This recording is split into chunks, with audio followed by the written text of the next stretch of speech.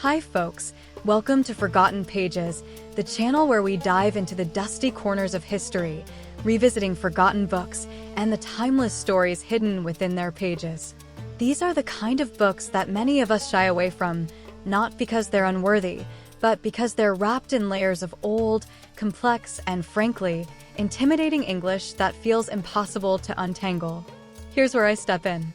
My goal is to breathe new life into these stories, to simplify them, to retell them in a way that's easy to understand, without losing the heart, the details, or the magic that made them classics in the first place. Whether it's ancient wisdom, thrilling adventures, or profound reflections, these forgotten gems still have so much to offer us today. So, sit back, relax, and join me as we uncover these hidden treasures, one page at a time. And hey, I'd love to hear your thoughts. Your comments mean the world to me. Let's embark on this journey together. Enjoy!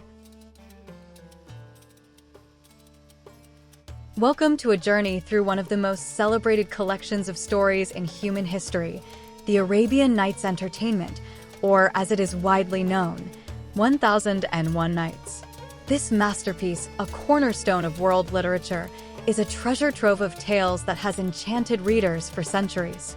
Its origins trace back to ancient oral traditions of Persia, India, and the Middle East, compiled and adapted over centuries, with many scholars believing its final form emerged around the 14th century.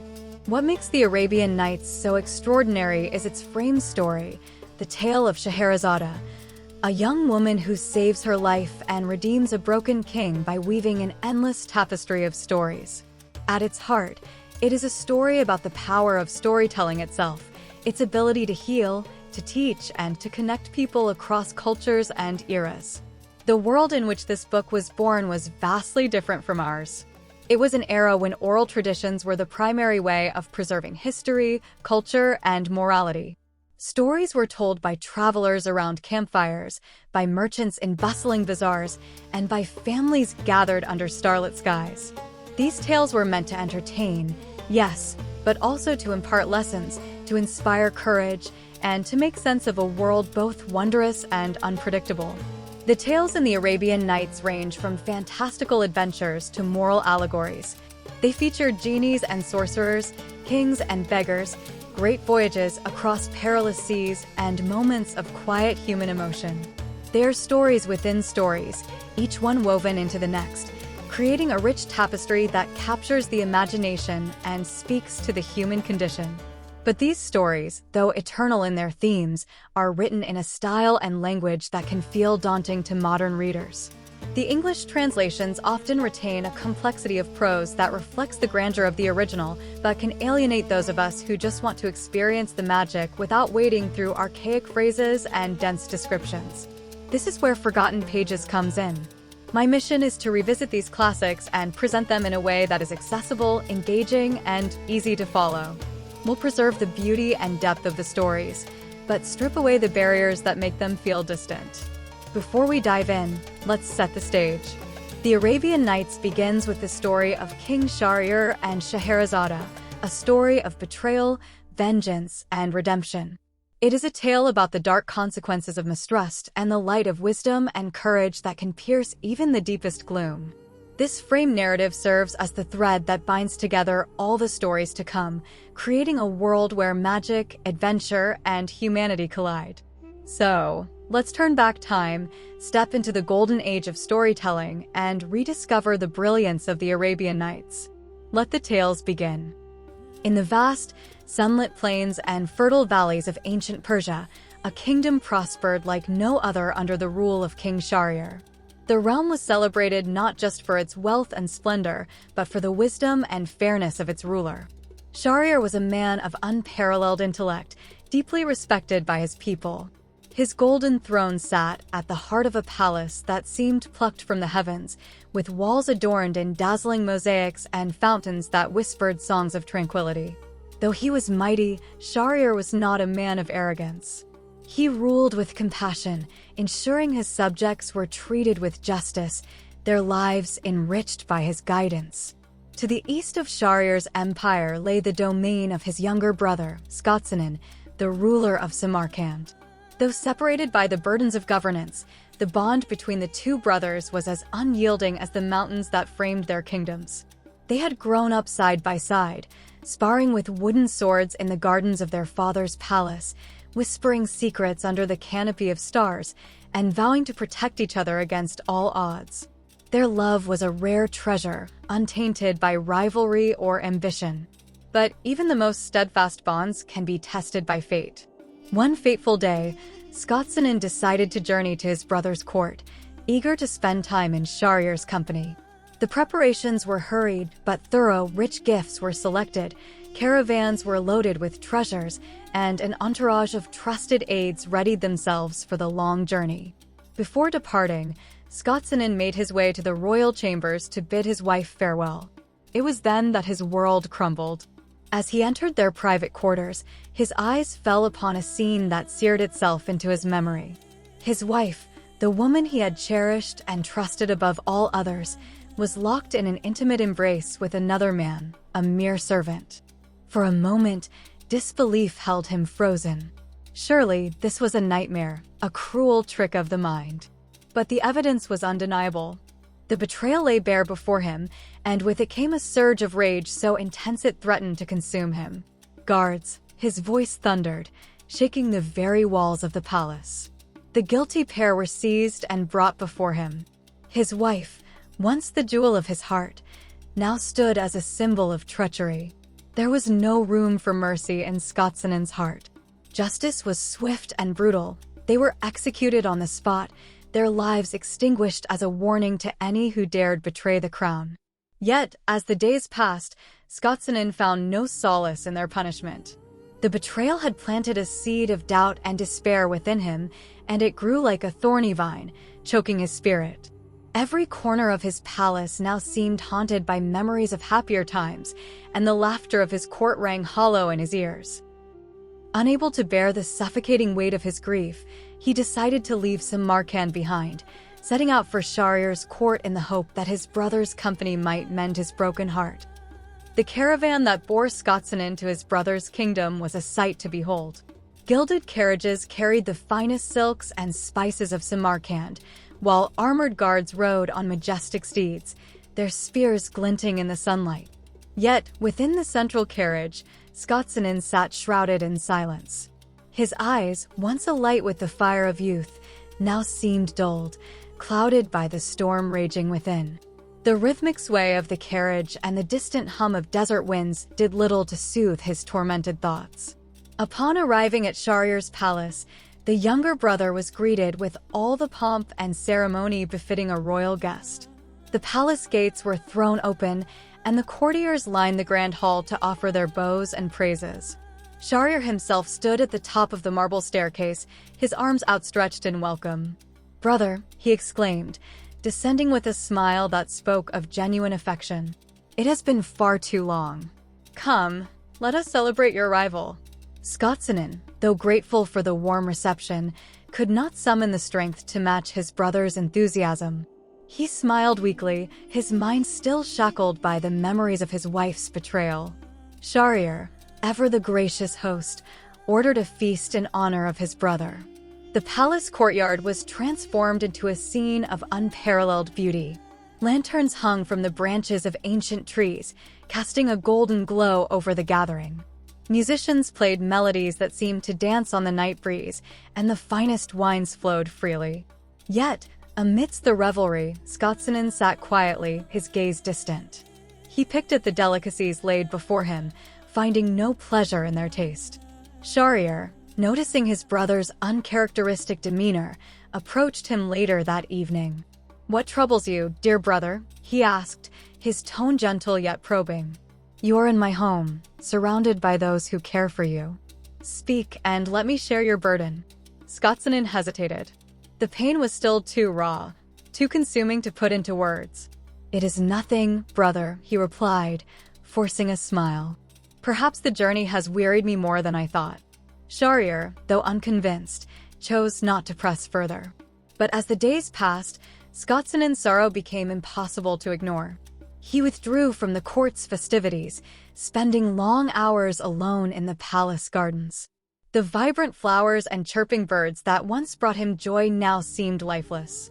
His grief clung to him like a shadow, and no amount of Shahryar's efforts could dispel it.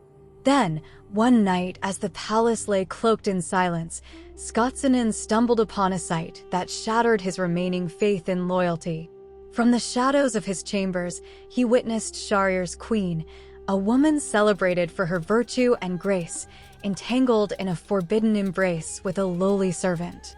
The scene unfolded like a cruel mockery of his own suffering, the queen's laughter ringing out in the stillness of the night. For a moment, Scotsinen felt a flicker of vindication. He was not alone in his betrayal. Even his mighty brother had fallen victim to the same cruel fate. But this revelation brought no comfort. Instead, it deepened his despair, for it confirmed what he had come to fear, that love, trust, and loyalty were fragile illusions, easily shattered by the whims of human desire. The following morning, Scotsinen sought an audience with his brother. In the privacy of the royal chambers, he recounted what he had seen. His voice trembled with anger and sorrow as he relayed the details of the queen's betrayal. At first, Shahryar refused to believe him. "My queen," he said, his tone incredulous. "Surely you are mistaken, brother." But as the truth unraveled, Shahryar's disbelief gave way to a rage so fierce it seemed to shake the very walls of the palace. He summoned the queen and her lover, confronting them with the evidence of their treachery. The punishment was swift and merciless. Both were executed that very day, their deaths a grim reminder of the price of betrayal. Yet, even as justice was served, Shahryar found no peace. His heart, once a vessel of love and compassion, now hardened into a fortress of suspicion and anger. He could not bear the thought of being deceived again. "Never," he declared, his voice echoing through the halls. "Never again shall a woman hold power over me." Thus, he made a vow as dark as the betrayal that had scarred him. From that day forward, Shahryar decreed that he would marry a new bride each night, only to have her executed at dawn. It was a brutal cycle, born of pain and fueled by fear. His court, though horrified, dared not challenge his decree. The kingdom, once a beacon of prosperity, became a place of mourning. Families wept as their daughters were taken to the palace, their fates sealed by the king's unrelenting wrath. Word of Shahryar's grim decree spread like wildfire, sending ripples of fear throughout the kingdom. The once vibrant streets of the capital became eerily silent. Families who had celebrated the joys of life now lived in terror, clinging to their daughters as though shielding them from the grip of death itself. Merchants hesitated to open their shops, artisans found little joy in their craft, and even the palace gardens seemed to wither under the weight of grief. Each day, a young woman was chosen, her beauty deemed fit to grace the Sultan's chambers. Dressed in bridal finery, she would walk the halls of the palace, her steps heavy with dread. She knew her fate. By morning, the same halls would echo with the whispers of her death. The Sultan's executioners worked without question, their faces as cold and impassive as the steel of their blades. The people begged for deliverance. Some prayed to the heavens, asking for a miracle to stop the Sultan's reign of terror. Others whispered of rebellion, though none had the courage to act. Fear was an iron chain that bound them all, and hope seemed a distant memory. The once great kingdom was crumbling under the weight of its ruler's pain, and none could see a way to break the cycle. It was during this dark time that the Grand Vizier, the Sultan's most trusted advisor, found himself at a crossroads. He had served Shahryar faithfully for years, offering counsel that had shaped the kingdom's golden age. But now, his loyalty was tested in a way he could never have imagined. The Sultan had turned his gaze toward the Vizier's family, demanding his eldest daughter, Scheherazade, as his next bride. The Vizier's heart broke at the thought. Scheherazade was the light of his life, a woman of extraordinary intellect and grace. She was renowned throughout the kingdom for her beauty, but it was her mind that truly set her apart. She devoured books on history, philosophy, and poetry, her curiosity boundless. Her ability to weave tales of wonder and wisdom had earned her admiration from scholars and courtiers alike. To lose her to the Sultan's cruelty was a fate the vizier could scarcely bear. When the vizier broke the news to his daughter, his voice trembled with sorrow. "My child," he said, "the Sultan has chosen you. I cannot protect you from this. But I beg you, do not agree to this marriage. Let me find a way to spare you." Scheherazade listened intently, her face calm and thoughtful. When her father had finished speaking, she placed a hand on his shoulder. "Father," she said, her voice steady, "you have always taught me to act with courage and wisdom. Now is the time for both. I will marry the Sultan." The vizier was stunned. "Have you lost your senses?" he cried. "Do you not understand what this means? He will kill you, as he has killed the others." Scheherazade met his gaze, her eyes unwavering. "I understand," she said. "But I also understand that this cycle of death must end. Someone must stop him, and I believe I can. Trust me, father. I have a plan." Though reluctant, the vizier saw the determination in his daughter's eyes. He knew she would not be swayed. "Very well," he said with a heavy heart. "But promise me this. If your plan fails, if you sense danger, do not hesitate to call for me. I will find a way to save you." That evening, Scheherazade prepared for her wedding. She chose a gown of deep blue, its gold embroidery shimmering in the candlelight.